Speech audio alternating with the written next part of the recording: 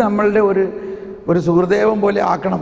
എന്ത് ചെയ്യുമ്പോൾ ജ്ഞാനമാണ് അതിൻ്റെ ശില്പി.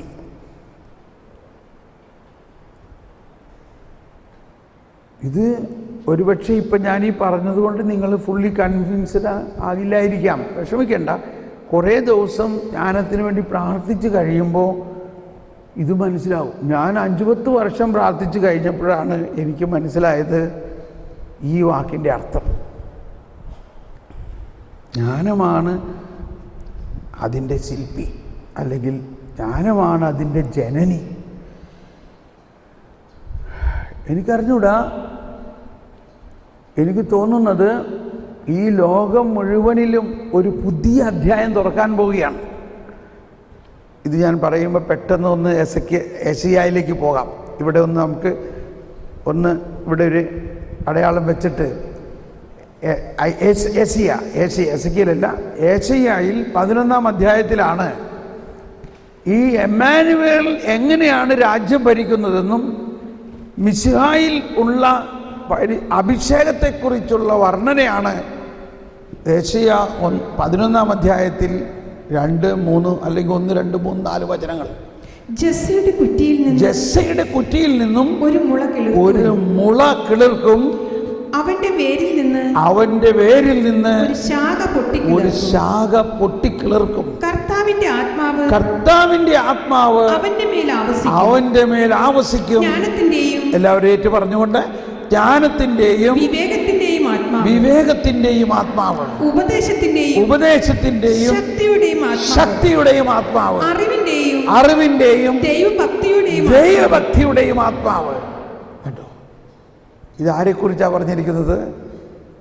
വരാനിരിക്കുന്ന മിശിഹായിൽ ഉണ്ടാകുന്ന അഭിഷേകം. ഇതാണ് അനോയിന്റഡ് വൺ. ഈ എന്താ അനോയിന്റിങ് എന്ന് പറയുന്നത്? പരിശുദ്ധാത്മാവിൻ്റെ ഈ ജ്ഞാനമാണ്. ജ്ഞാനം, വിവേകം, അറിവ്, ബുദ്ധി, ദൈവഭയം, ധൈര്യം, ഇതെല്ലാം ജെസ്സയുടെ. അപ്പോൾ ദാവീദിൻ്റെ ജെസ്സയുടെ മകനായ ദാവീദിൻ്റെ മകനായ യേശു, ആ അഭിഷേകം അതാണ് പല സ്ഥലത്ത് യേശയ്യായിൽ പറയുന്നത്. കർത്താവിൻ്റെ ആത്മാവിൻ്റെ മേലുണ്ട്. അതാണ് യേശു പറയുന്നത്. മാമോദീസ സ്വീകരിച്ചു കഴിഞ്ഞ ഉടനെ യേശു എന്താ പറയുന്നത്? കർത്താവിൻ്റെ ആത്മാവ് എൻ്റെ മേലുണ്ട്, എന്നെ അഭിഷേകം ചെയ്തിരിക്കുന്നു. ആ അഭിഷേകം അങ്ങനെ തന്നെ നമ്മളിലേക്ക് പകർന്നിരിക്കുകയാണ് ചെയ്യുന്നത്. ആ അഭിഷേകം അങ്ങനെ തന്നെ നമ്മളിലേക്ക് പകർന്നിരിക്കുകയാണ്.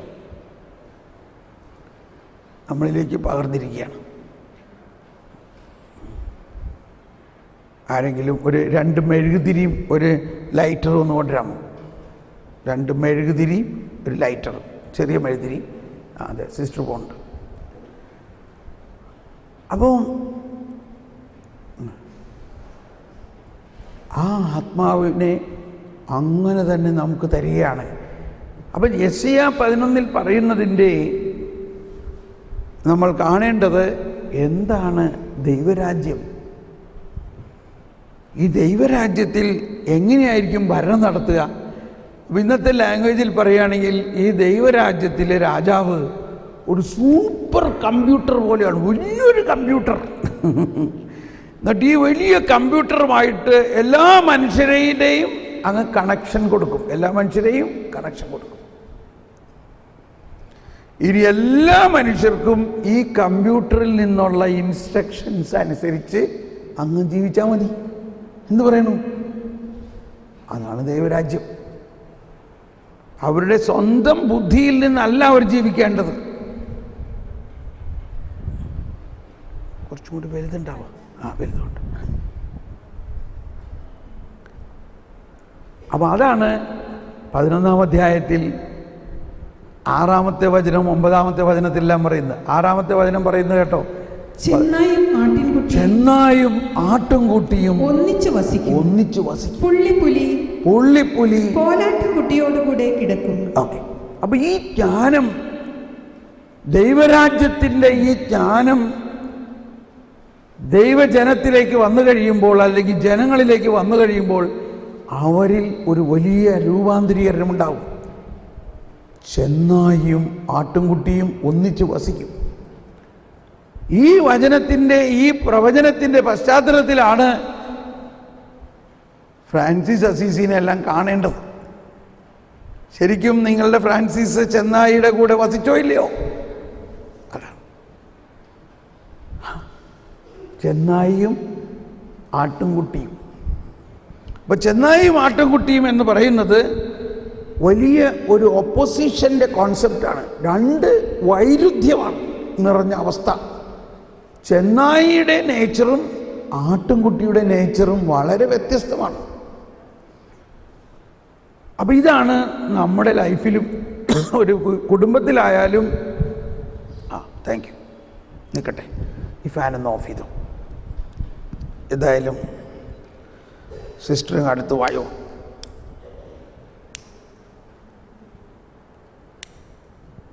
കത്തിച്ചോ.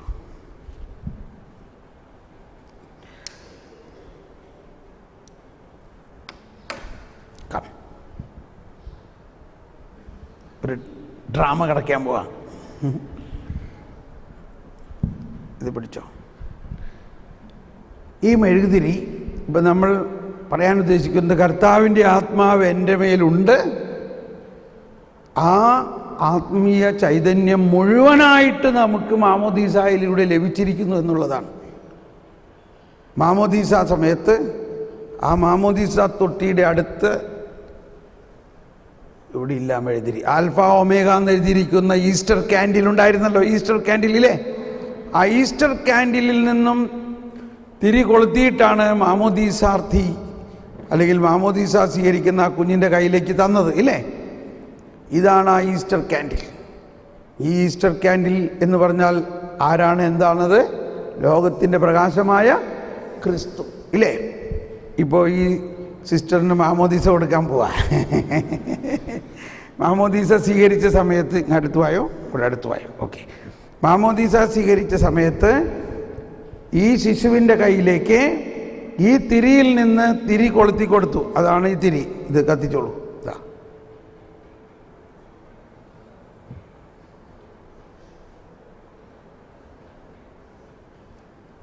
നിൽക്കട്ടെ. കണ്ടോ ഇപ്പോൾ എത്രത്തോളം പ്രകാശം കിട്ടി? എന്നിട്ട് പറഞ്ഞു, ഇനി മുതൽ നീ ലോകത്തിൻ്റെ പ്രകാശമാണ്. ഇത്ര നേരം ഈശോ പറഞ്ഞു ഞാൻ ലോകത്തിൻ്റെ പ്രകാശമാണ്. ഇപ്പം എന്താ പറയണേ? ഇനി നീ ലോകത്തിൻ്റെ പ്രകാശം. നോക്കി, ഈ രണ്ട് ഇതിലെന്തെങ്കിലും വ്യത്യാസമുണ്ടോ? ഈ യേശുവാകുന്ന പ്രകാശത്തിൽ നിന്ന് പകുതി കൊടുക്കാൻ പറ്റുമോ? പകുതി കൊടുക്കാൻ പറ്റുമോ? പറ്റില്ല. അപ്പോൾ ദൈവത്തിനും എന്തെങ്കിലും പറ്റാത്തതായിട്ടുണ്ടെങ്കിൽ ദൈവത്തിന് പകുതി കൊടുക്കാൻ പറ്റില്ല. ദൈവത്തിന് എത്രയേ കൊടുക്കാൻ പറ്റുള്ളൂ? മുഴുവനും കൊടുക്കാനേ പറ്റുള്ളൂ. അപ്പോൾ നമ്മൾക്കുണ്ടാകേണ്ട വലിയൊരു ബോധ്യം, മാമോദീസായിലൂടെ, സ്ഥൈര്യലേപനത്തിലൂടെ, വിശുദ്ധ കുർബാനയിലൂടെ ദൈവത്തിൻ്റെ ചൈതന്യം മുഴുവനായിട്ട് നമ്മളിലേക്ക് ലഭിച്ചിരിക്കുന്നു. മുഴുവനായിട്ട് ലഭിച്ചിരിക്കുന്നു. ഒന്നുകൂടി ശരിക്കൊന്ന് നോക്കിക്കോ. നിങ്ങൾ ഇതിനകത്തൊരു മെഴുകുതിരിയാണോ? നിങ്ങളാണോ ഇങ്ങനൊരു മെഴുകുതിരി? Okay, thank you sister.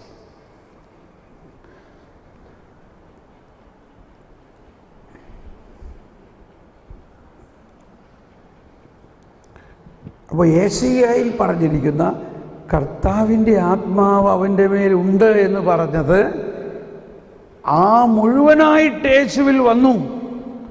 ആ യേശുവിൽ വന്ന മുഴുവനായ ആത്മാവ് മുഴുവനായും നമ്മളിലേക്ക് പകർന്നു തന്നിരിക്കുന്നു. വിശ്വസിക്കുക, ഇറ്റ് ഈസ് ഓൾറെഡി നമ്മളിലുണ്ട്. ഇനി പെട്ടെന്ന് ഇതിനോടനുബന്ധിച്ചൊരു കാര്യം കൂടി പറഞ്ഞാൽ അത് കംപ്ലീറ്റ് ആവും. അതായത് ഈശോ പറഞ്ഞു, നിങ്ങൾക്കൊരു കടുകുമണിയോളം വിശ്വാസമുണ്ടെങ്കിൽ ഈ മലയോട് മാറാൻ പറഞ്ഞാൽ മാറും എന്ന് പറയുന്നതിൻ്റെ അർത്ഥം എന്താണ്? കടുകുമണിയോളം, ഇംഗ്ലീഷിൽ പറയുന്നത് as much as the size of A mustard seed. ഒരു കടുകുമണിയുടെ സൈസിനോടത്തോളം വിശ്വാസമുണ്ടെങ്കിൽ എന്നെല്ലാം പറയണതിൻ്റെ അർത്ഥം എന്താ? അർത്ഥം ഇതാണ്, വിശ്വാസത്തിൻ്റെ ഒരു പ്രത്യേകത, ദൈവത്തിൻ്റെ സാന്നിധ്യത്തിൻ്റെ പ്രത്യേകത, ദൈവത്തിൻ്റെ അഭിഷേകത്തിൻ്റെ പ്രത്യേകത, ദാറ്റ് ഈസ് ഇൻഫിനിറ്റ്. ദൈവം എന്താണ്? ഇൻഫിനിറ്റാണ്. ദൈവം അനന്തതയാണ്. ഇപ്പോൾ നിങ്ങൾ മാത്തമാറ്റിക്സ് പഠിപ്പിക്കുന്നവരാണ്, നമ്മളെല്ലാവരും കുറച്ചൊക്കെ മാത്തമാറ്റിക്സ് പഠിച്ചിട്ടുള്ളതാണ്. കുട്ടികളെ, എന്താണ് infinite divided by 100 equal to? Infinite divided by 1000 equal to? എന്താ ഉത്തരം?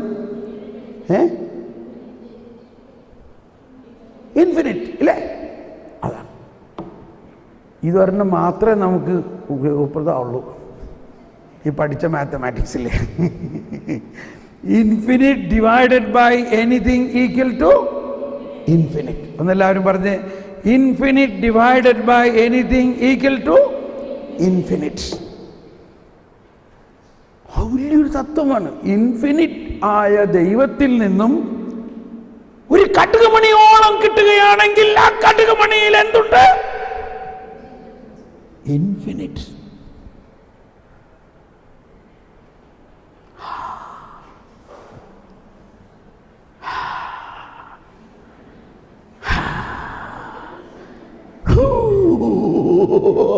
അതാണ്.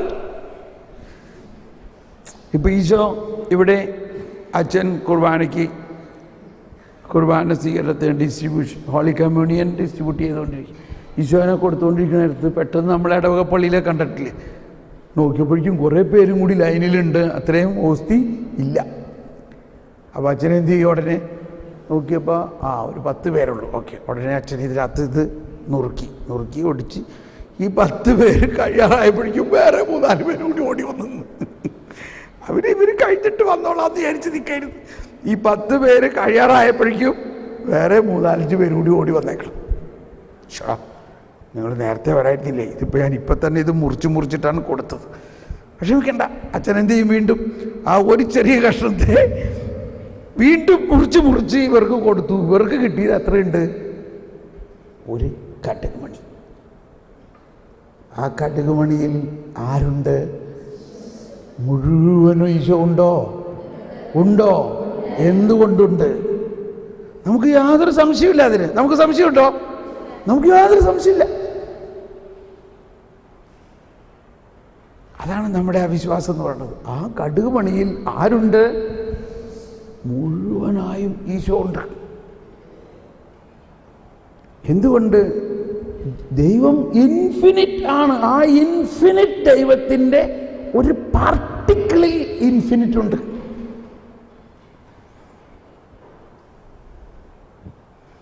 അപ്പോൾ ഈ വിളക്കിൽ ഇതാണ് മനസ്സിലാക്കേണ്ടത്.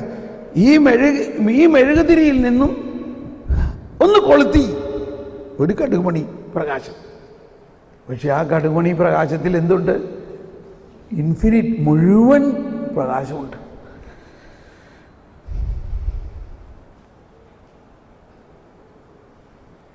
ഇതാണ് വിശ്വാസത്തിൻ്റെ ഒരു രഹസ്യം. അപ്പോൾ വൈദികൻ നമ്മളെ ആശീർവദിക്കുകയാണ്. കർത്താവ് നിങ്ങളോട് കൂടെ. കണ്ടോ? അപ്പോൾ നമ്മളെന്ത് പറയും? അങ്ങയോടും കൂടെ എന്ന് പറഞ്ഞാൽ ആ ഇൻഫിനിറ്റ് ദൈവം നിങ്ങളുടെ കൂടെ ഉണ്ട്. ആ ദൈവം നിങ്ങളെ, ഓൾമൈറ്റി ഗോഡ് ബ്ലെസ് യു. മനസ്സിലായ? നിങ്ങളുടെ ഉള്ളിൽ തന്നെ ഉണ്ട് ആ ഓൾമൈറ്റി ഗോഡ്. അപ്പോൾ ആ ബ്ലെസ്സിങ്ങിൽ നിന്ന് കിട്ടുന്നത് ഒരല്പമാണെങ്കിലും ആ അല്പത്തിൽ ആരുണ്ട്? ഇൻഫിനിറ്റ് ദൈവമുണ്ട്. അപ്പോൾ ഇതാണ് പൗലോസ് പറഞ്ഞതിൻ്റെ അർത്ഥം. നിങ്ങളുടെ വിശ്വാസം ദൈവിക ജ്ഞാനത്തിൻ്റെ അടിസ്ഥാനത്തിലായിരിക്കണം. നമ്മളൊരു വിശ്വാസിയാണെങ്കിൽ, നമ്മൾ ജ്ഞാനസ്നാനം സ്വീകരിച്ച വ്യക്തിയാണെങ്കിൽ, നമ്മളിൽ ആ ഇൻഫിനിറ്റ് ഗാഡ് നമ്മളിലുണ്ട്, with all its infinite capacity. ഒന്ന് അങ്ങോട്ട് കൊണ്ട് നോക്കിയ, മുഖത്തോട് മുഖം നോക്കിയ, ആരാ അവിടെ ഇരിക്കണേ? ലോകത്തിൻ്റെ പ്രകാശമാണ് ഇരിക്കണേ എന്ന് പറഞ്ഞ്, നീ ലോകത്തിൻ്റെ പ്രകാശമാണ്. നീ ഇൻഫിനിറ്റ് ഗോഡാണ്. നിൻ്റെ അകത്ത് ഇൻഫിനിറ്റ് ദൈവമാണ് അവിടെ ഇരിക്കുന്നത്. ഇങ്ങനെ നമുക്ക് മറ്റുള്ളവരെ കാണാൻ പറ്റണം. ഇങ്ങനെ നമുക്ക് മറ്റുള്ളവരെ കാണാൻ പറ്റണം. നമ്മുടെ സ്കൂളിൽ പഠിക്കുന്ന കുട്ടികളിലും നമ്മളുടെ ആശുപത്രികളിലുള്ള രോഗികളിലും എല്ലാവരിലും നമ്മൾ ഇങ്ങനെ യേശുവിനെ ഇൻഫിനിറ്റ്. അതുകൊണ്ടാണ് നമ്മൾ മറ്റുള്ളവരെ കാണുമ്പോൾ ഈശോ മിശിഹായ്ക്കും സ്തുതിയായിരിക്കട്ടെ. എന്തുകൊണ്ടാണ്? ഈശോ നിൻ്റെ അകത്തുണ്ട്. ഉത്തരേന്ത്യയിലൊക്കെ തന്നു കഴിഞ്ഞാൽ ജയേശു ജയേശു സിസ്റ്റർ ജി ജയേശു ജയേശു, എന്നിട്ട് ആ കൈമൊന്ന് പിടിച്ചാലേ അവർക്ക് സമാധാനമുള്ളൂ. ഒന്ന് കൈ ജയേശു ജയേശു. അവർ അങ്ങനെ എല്ലാ തലത്തുണ്ട്. ഇപ്പോൾ ജർമ്മനിയിൽ പോയി കഴിഞ്ഞാൽ grooves God grooves God grooves God എന്നുവെച്ചാൽ ദൈവത്തിന് സ്തുതി, അല്ലെങ്കിൽ ക്രിസ്തി ക്രിസ്തി ക്രിസ്തി എന്ന് പറഞ്ഞാൽ കർത്താവ്. അപ്പോൾ എല്ലാ ഭാഷകളിലും അങ്ങനെ തന്നെയാണ്. അപ്പോൾ നമ്മൾ ദൈവമേ, അപ്പോൾ ഈ ജ്ഞാനത്തിൻ്റെ കാര്യം പറഞ്ഞിട്ടാണ് ഞാൻ അങ്ങോട്ട് പോയത് മുഴുവനും. ഇപ്പോൾ ഇല്ലേ, ദൈവത്തിൻ്റെ ജ്ഞാനത്തിലൂടെയാണ് ഇത് നമ്മൾ മനസ്സിലാക്കുന്നത്. Let me come back to that. അതായത് നമ്മളിപ്പോൾ ജ്ഞാനം 7-ാം അധ്യായത്തിൽ നിന്ന് ഏശയ്യ 11 പോയി. 11 കംപ്ലീറ്റ് ആയിട്ടില്ല. അവിടെ നിങ്ങൾ വിഷമിക്കരുത്. അവിടെ പറയുന്നൊരു കാര്യം എന്താ? ചെന്നായും ആട്ടും കുഞ്ഞും ഒന്നിച്ചു വസിക്കും. വിഷമിക്കരുതേ. അതാണ് നമ്മുടെ കമ്മ്യൂണിറ്റി എന്ന് പറഞ്ഞാൽ.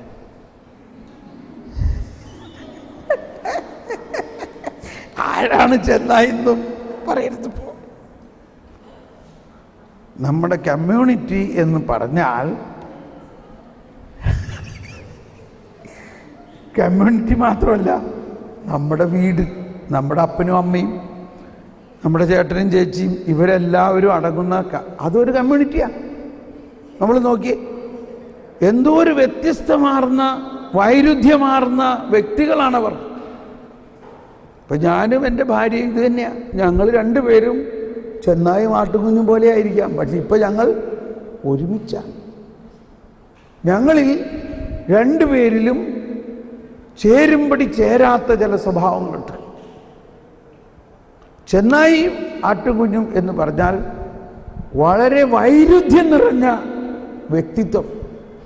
ദൈവം ആരെയും ഒരുപോലെ സൃഷ്ടിച്ചിട്ടില്ല. എല്ലാവരെയും വ്യത്യസ്തമായിട്ടാണ് സൃഷ്ടിച്ചിരിക്കുന്നത്. എന്തിനാണ്? ഈ വ്യത്യസ്തതയുടെ ഇടയിൽ എന്താ നാനാത്വത്തിൽ ഏകത്വം നൽകുന്നതാണ് ദൈവത്തിൻ്റെ ശക്തി. അപ്പോൾ നമ്മളൊരു സാഹചര്യത്തിൽ ചെന്ന് കഴിഞ്ഞപ്പോൾ ആദ്യം മനസ്സിലാക്കണം, എൻ്റെ ദൈവമേ ഇവിടെ നിൽക്കാൻ പറ്റില്ല, ഇത് മഹാപ്രശ്നമാണ്, ഇത് പറ്റില്ല നമുക്ക്. ഇപ്പം ഞാനൊന്നും പറയണില്ല കൂടുതലായിട്ട്. നമുക്ക് ആകെ നമ്മൾ ആയിട്ട് യോജിച്ച് പോകാത്ത ഒരു സിറ്റുവേഷനാണ്. അത് നാച്ചുറലാണ്. ഈ വചനത്തിൻ്റെ പശ്ചാത്തലത്തിലാണ് ഈശോ അപ്പസ്തോലന്മാർക്ക് ആദ്യം കൊടുത്ത ആദ്യത്തെ സെൻഡിങ് ആണ് അവരോട്. ആദ്യമായിട്ട് അവരെ അയക്കുമ്പോൾ എന്താ പറഞ്ഞത്? നിങ്ങളെ ഞാൻ ചെന്നായ്ക്കളുടെ നാട്ടിലേക്ക് കുഞ്ഞാടിനെ പോലെയാണ് അയക്കുന്നത്. കണ്ടോ? അപ്പോൾ ഈശോ ഇതെല്ലാം ഈ ഏശയ്യായുടെ പുസ്തകത്തിനെ 5ാമത്തെ ഗോസ്പൽ എന്നാണ് പറയണത്. അതൊരു ഗോസ്പൽ തന്നെയാണത്. ഈശോ പറഞ്ഞ ഒരുപാട് കാര്യങ്ങളെ ശരിക്ക് ഇതിൽ നിന്നും കണക്ട് ചെയ്യാവുന്നതാണ്. ഈ സെൻഡിങ്, യേശുവിൻ്റെ അയക്കൽ, അപ്പസ്തോലന്മാരെ വിളിച്ചിട്ട് പറയാണ് നിങ്ങളെ ചെന്നായ്ക്കളുടെ നാട്ടിലേക്ക് കുഞ്ഞാടിനെ പോലെ അയക്കണം. പക്ഷെ എന്തൊരയക്കല! എന്താ നിങ്ങൾ ചിന്തിച്ചിട്ടുണ്ടോ? ചെന്നായി കുഞ്ഞാടിനെ വെട്ടി വിഴുങ്ങൂല്ലേ ഉടനെ? ഇങ്ങനെ ചെയ്യണോ? ഇപ്പം നോക്കിയേ, നിങ്ങളുടെ അപ്പോസ്റ്റലേറ്റ് അതല്ലേ. ഇപ്പോൾ ബീഹാറിലും ഓരോ സ്ഥലങ്ങളിലും പോയേക്കണത്, അവിടെ റെഡ് കാർപ്പറ്റ് വെൽക്കം ആണോ നിങ്ങൾക്ക് കിട്ടിയിരിക്കണേ? ശരിക്കും ചെന്നായ്ക്കളുടെ നാട്ടിലല്ലേ നിങ്ങൾ? ആണോ അല്ലയോ? അതാണ് മിഷൻ. അതോർത്ത് വിഷമിക്കേണ്ട. എന്താ അതിൻ്റെ അകത്ത് ഒളിഞ്ഞിരിക്കണ ഒരു രഹസ്യം? ഈശോ പറഞ്ഞു, വിവേകമുള്ളവരാകണം. കണ്ടോ, വിസ്ഡം. നിങ്ങൾ സർപ്പത്തെ പോലെ വിവേകമുള്ളവരാകണം, പ്രാവിനെ പോലെ നിഷ്കളങ്കരുമാകണം. 4 ജീവികളെയാണ് ഇവിടെ കാണിച്ചിരിക്കുന്നത്: ചെന്നായി, കുഞ്ഞാട്, സർപ്പം, പ്രാവ്. എല്ലാം ഭയങ്കര വ്യത്യസ്തം. അപ്പോൾ ആ ഏശയ്യായിൽ പറഞ്ഞിരിക്കുന്ന ജ്ഞാനത്തിൻ്റെ ആത്മാവ്, വിവേകത്തിൻ്റെ ആത്മാവ് ഒരുവനിൽ വന്നു കഴിയുമ്പോൾ അപ്പോൾ ചെന്നായും കുഞ്ഞാടും ഒന്നിച്ച് വസിക്കും. ആ പശ്ചാത്തലമാണ് ഈശോ പറയുന്നത്, നീ വിവേകമുള്ളവളായിരിക്കണം, സർപ്പത്തെ പോലെ വിവേകമുള്ളവളായിരിക്കണം. ഇനി പെട്ടെന്നൊന്ന് ചിന്തിക്കാം, എന്താണ് ഇതിൻ്റെ അർത്ഥം? ചെന്നായിയുടെ അടുത്തേക്ക് കുഞ്ഞാടിനെ അയച്ചാൽ കുഞ്ഞാടിനെ ചെന്നായി വെട്ടി വീഴുമൂലേ? ഇല്ല. എന്തുകൊണ്ടില്ല? ചെന്നായി അയക്കപ്പെട്ടിട്ടില്ല. അയക്കപ്പെട്ടിരിക്കുന്നത് ആരാണ്? കുഞ്ഞാടാണ്. അയക്കപ്പെട്ടിരിക്കുന്ന ആളും അയക്കപ്പെടേണ്ട സ്ഥലവുമായിട്ടൊരു വ്യത്യാസമുണ്ട്. ആരുടെ സമൂഹത്തിലേക്കാണോ അയക്കപ്പെട്ടിരിക്കുന്നത്, ഈ അയക്കപ്പെട്ടിരിക്കുന്ന ആളുടെ കൂടെ ആരുണ്ടാകും? അയച്ച ആളുണ്ടാകും. അയച്ച ആൾ ഉണ്ടാകും. അപ്പോൾ ചെന്നായിയുടെ അടുത്തേക്ക് കുഞ്ഞാടിനെ അയച്ച യേശു എവിടെ ഉണ്ടാകും? ഈ കുഞ്ഞാടിൻ്റെ കൂടെ തന്നെ ഉണ്ടാകും. അയച്ച ആൾ അയക്കപ്പെട്ടവൻ്റെ കൂടെ ഉണ്ടാകും. അതാണ് ഞാൻ നിൻ്റെ കൂടെ ഉണ്ട്, ഭയപ്പെടേണ്ട, നീ പോയിക്കൊള്ളൂ. അപ്പോൾ കുഞ്ഞാടിൻ്റെ ഉള്ളിൽ ആരുണ്ട്? കുഞ്ഞാടിൻ്റെ ഉള്ളിൽ യൂദായിലെ സിംഹമുണ്ട്. യൂദായുടെ സിംഹം എവിടെയുണ്ട്? ഇപ്പോൾ കുഞ്ഞാടിൻ്റെ ഉള്ളിലുണ്ട്. അതാണ്, കുഞ്ഞാടായിട്ടാണ് നമ്മൾ പോകേണ്ടതെങ്കിലും കുഞ്ഞാടിൻ്റെ ഉള്ളിൽ ആരുണ്ടെന്ന് വിശ്വസിക്കണം. കുഞ്ഞാടിനെ അയച്ച ആൾ കുഞ്ഞാടിൻ്റെ ഉള്ളിലുണ്ട്. ആ അയച്ചവൻ തന്നെ ഇതിന് വേണ്ടതെല്ലാം ചെയ്തോളും.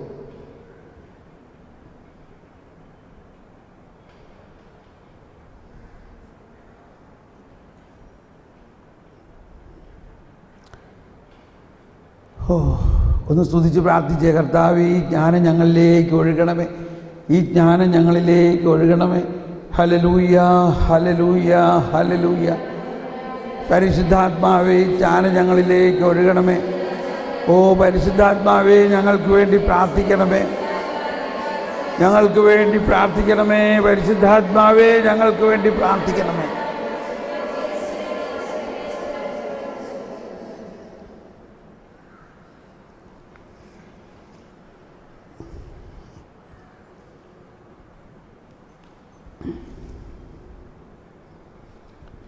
ഓക്കെ, അപ്പോൾ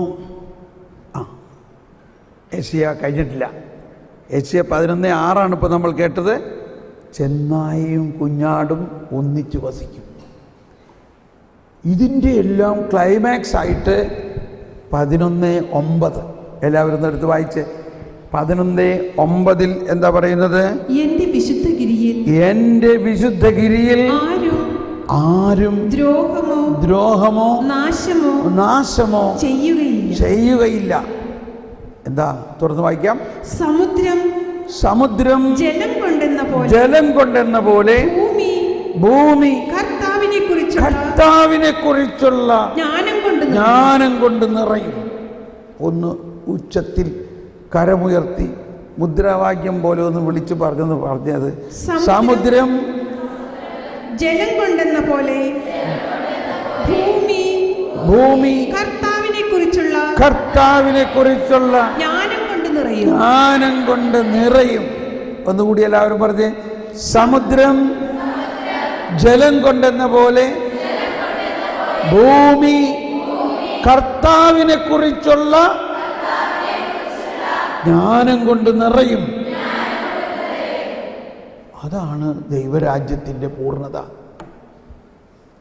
ഇതിൻ്റെ പാരലായിട്ടാണ് ഈശോ പറയുന്നത്, രാജ്യത്തിൻ്റെ ഈ സുവിശേഷം ലോകം മുഴുവനും അറിയപ്പെടും. ഇത് രണ്ടും ഒന്നാ വാസ്തവത്തിൽ. അപ്പൊ ഈ ദൈവരാജ്യത്തിൻ്റെ ഈ ജ്ഞാനം എല്ലാ ജാതി മതസ്ഥരിലും നിറയുമ്പോൾ എല്ലാവരും ദൈവത്തിൻ്റെ ജ്ഞാനത്തിലൂടെ ജീവിക്കാൻ ആരംഭിക്കുമ്പോൾ ആ വിശുദ്ധഗിരിയിൽ, ആ ജെറുസലേമിൽ, ആ ലോക സമൂഹത്തിൽ പിന്നെ എൻ്റെ വിശുദ്ധഗിരിയിൽ ആർക്കും ഒരു ദ്രോഹം ചെയ്യില്ല. എല്ലാം സ്നേഹരാജ്യമായി മാറും. ദൈവരാജ്യം ഈക്വൽ ടു സ്നേഹരാജ്യം, ബിക്കോസ് ദൈവം ഈക്വൽ ടു സ്നേഹം. Simple mathematics. God is love. So kingdom of God is kingdom of love. പക്ഷെ അത് already has come, but not yet. അത് വന്നിരിക്കുന്നു, എന്നാൽ അത് എല്ലാവരിലേക്കും ഇങ്ങനെ പടർന്നുകൊണ്ടിരിക്കുന്നതേ ഉള്ളൂ എപ്പോഴും. അതൊക്കെയാണ് ഫ്രാൻസിസ് അസീസിയുടെ വാസ്തവത്തിൽ എൻ്റെ ജീവിതത്തെ ഏറ്റവും ഇൻഫ്ലുവൻസ് ചെയ്ത ഒരു വിശുദ്ധനാണ് ഫ്രാൻസിസ് അസീസി. ഞാൻ എൻ്റെ ജോലിയെല്ലാം വിട്ട് ഈ സുവിശേഷ വേലയ്ക്ക് ഇറങ്ങാൻ എനിക്ക് വളരെയധികം പ്രചോദനം നടത്തിയത് ഫ്രാൻസിസ് അസീസിയുടെ ആ സിനിമയാണ്, ബ്രദർ ആൻഡ് സിസ്റ്റർ മൂൺ എന്ന സിനിമ. ഒരു 100 പ്രാവശ്യം ഞാനത് കണ്ടു കാണും, ബ്രദർസ് ആൻഡ് സിസ്റ്റർ മൂൺ. അത് കഴിഞ്ഞിട്ട് പിന്നെ ഫ്രാൻസിസ് ആൻഡ് ക്ലെയർ എന്നുള്ള സിനിമയും എനിക്ക് വലിയ ഇഷ്ടമാണ്. ഈ 2 ഫിലിമും ഞാൻ കണ്ടിട്ടുണ്ട്. നിങ്ങളെ കണ്ടിട്ടുണ്ടോ? ഈ കുട്ടികളെ കണ്ടിട്ടുണ്ടോ? ഇല്ലെങ്കിൽ ഇവരെ കാണിച്ചു കൊടുക്കണം ആ 2 ഫിലിമും, brothers and sister moon, Francis and Clare, ഈ ഫിലിമുകളൊക്കെ. അപ്പോൾ അവിടെയെല്ലാം ഓക്കെ. അപ്പോൾ അതിൽ നിന്നെല്ലാം ഉരുത്തിരിഞ്ഞ ആശയം എന്താ?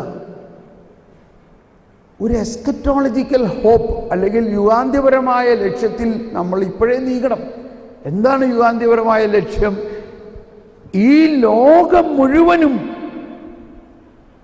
ഈ പ്രപഞ്ചം മുഴുവനും, ഈ നാട്ടിലുള്ള, ഈ ലോകത്തിലുള്ള എല്ലാ ഹിന്ദുക്കളും മുസ്ലിങ്ങളും ബുദ്ധിസ്റ്റുകളും നിരീശ്വരവാദികളും IS-കാരും എല്ലാവരും ദൈവത്തെക്കുറിച്ചുള്ള ജ്ഞാനം കൊണ്ട് നിറയുന്ന ഒരവസ്ഥ വരുമോ? ഈ പ്രവചനം യെശയ്യാ 11:9 പ്രവചനം പൂർത്തിയാകുമോ? എന്താണ് ആ പ്രവചനം? ഭൂമി മുഴുവനും സമുദ്രം ജലം കൊണ്ടെന്ന പോലെ ഈ ഭൂമി മുഴുവനും ദൈവത്തെക്കുറിച്ചുള്ള ജ്ഞാനം കൊണ്ട് നിറയും എന്നത് ഒരു പ്രവചനമാണ്. ഏതുപോലെ?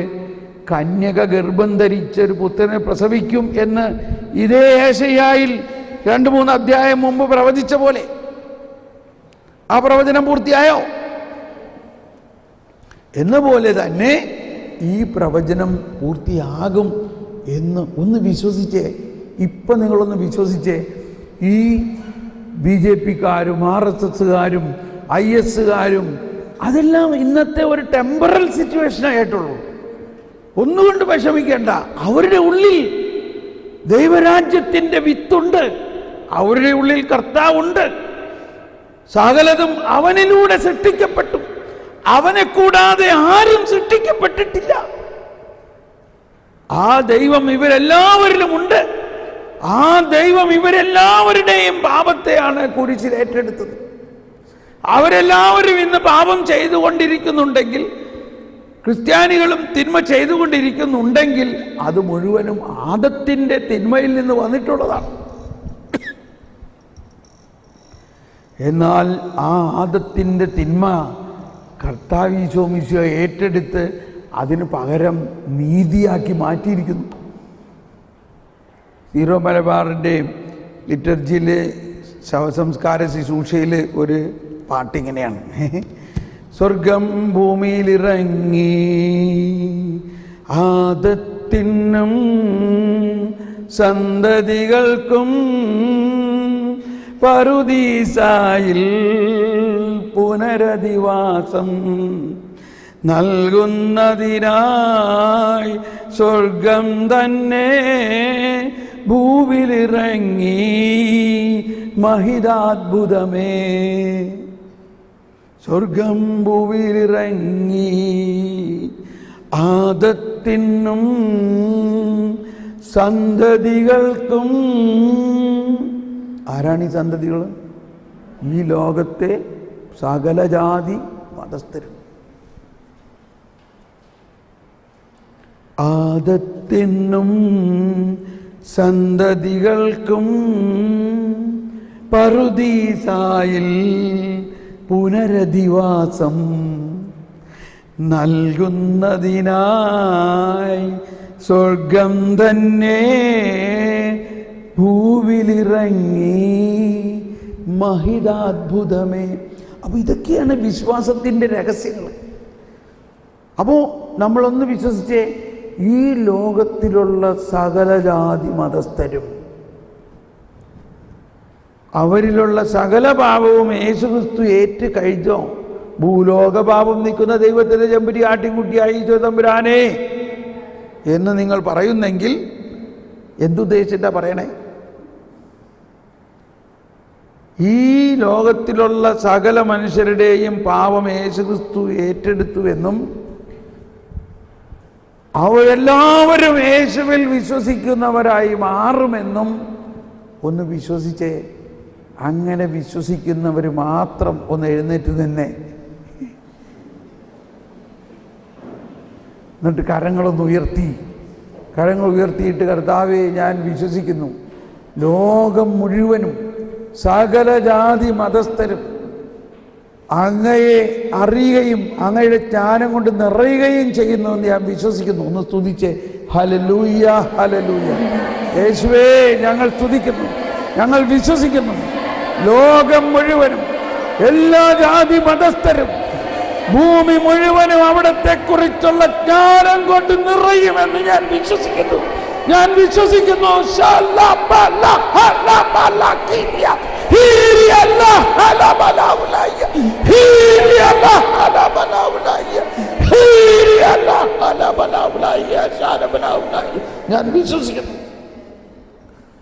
ഇതാണ് നമ്മുടെ വിശ്വാസം. ഭൂലോക പാപം നീക്കുന്ന ദൈവത്തിൻ്റെ ചെമ്പുരാട്ടിന് കുട്ടിയായ ഈശോ തമ്പുരാനെ, ഈശോ തമ്പുരാൻ ഈ ഭൂലോകത്തിലെ സകല പാപവും നീക്കി കഴിഞ്ഞു എന്ന് വിശ്വസിക്കുന്നവർ കരം ഉയർത്തിയേ. കണ്ടോ? കഴിഞ്ഞോ? ഞാൻ ഉദ്ദേശിച്ച് പെട്ടെന്ന് നിങ്ങൾ കരം ഉയർത്തുന്നു. കാരണം സംശയം എപ്പോഴും എന്തെന്നാണ് ഈശോ ക്രിസ്തു അവിടെ ചെയ്തത്? ആരുടെ പാപം നീക്കിയത്? ഒന്ന് പറഞ്ഞേ. ഭൂലോക പാപം നീക്കുന്ന ദൈവത്തിൻ്റെ ചെമ്പുരാട്ടിൻ കുട്ടിയായ ഈശോ തമ്പുരാനെ. ഇതൊക്കെ നമ്പർ പോലെ ഇങ്ങനെ പറഞ്ഞു പോകുന്നുണ്ട്. വിശ്വസിക്കുന്നോ? ഇരിക്കാം. Thank U.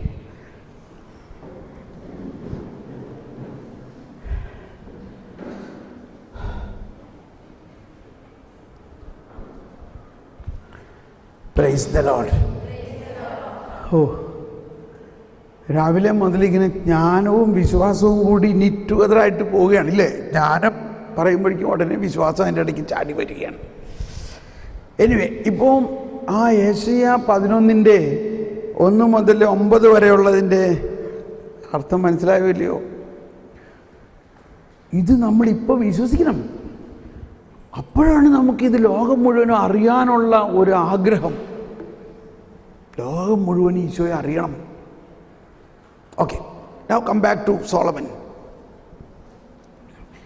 7-ാം അധ്യായത്തിലേക്ക് തിരിച്ചു വരാം.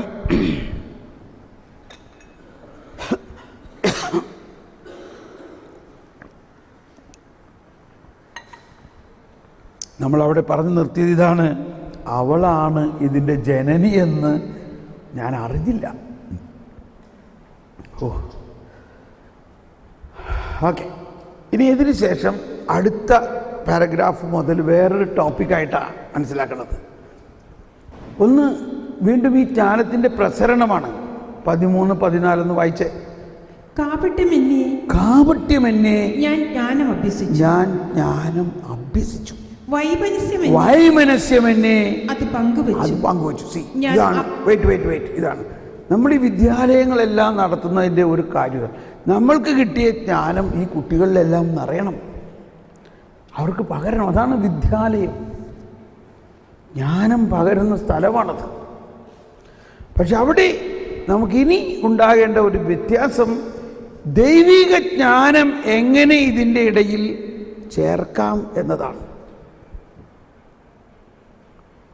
അത് ഞാൻ പറഞ്ഞു, ആദ്യം നമ്മളിൽ ദൈവിക ജ്ഞാനം നിറയുമ്പോൾ നമ്മുടെ ഓരോ വാക്കുകളിലും അത് പ്രസരിക്കുമെന്നുള്ളതാണ്. അതാണ് വൈമനസ്യമെന്നെ അത് പകരണം. ജ്ഞാനം നമ്മളിൽ നിറഞ്ഞാൽ, ഇപ്പോൾ എനിക്ക് എന്തെങ്കിലും ഒരു ആശയം കിട്ടിയ ഉടനെ അത് കുറേ പേരോട് പറയണമെന്നാണല്ലോ എനിക്കൊരു ആശ്വാസമില്ല. എനിക്ക് അതങ്ങ് ഉടനെ പറയണം എന്നുള്ളതാണ്. അതെല്ലാവരോടും പറയണമെന്നുള്ളൊരു ആവേശമാണ് എനിക്കത്. ഒരു പുതിയ കാര്യം കിട്ടിയിരിക്കണം, അങ്ങനെയുള്ളൊരാവേശമാണ് ഈ സുവിശേഷ പ്രഘോഷണം. ഒരു പുതിയ കാര്യം അറിയണം. പഴയ കാര്യം പറയാൻ ഒരു വലിയ താല്പര്യം ഉണ്ടാവില്ല.